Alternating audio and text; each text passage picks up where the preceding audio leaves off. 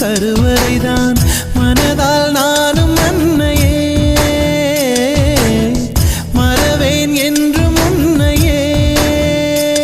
நான் பாலைவனத்தில் விதை போல் நீ பருவம் தந்த மழை போல் என் காதல் செடியில் பூவும் பூத்ததே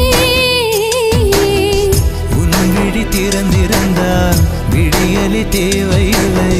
உன்னை நான் துறந்திருந்தால் உயிரது சொந்தமில்லை இத்தனையும் இனி கிடைக்குமா கிடைக்கும் கிடைக்கும்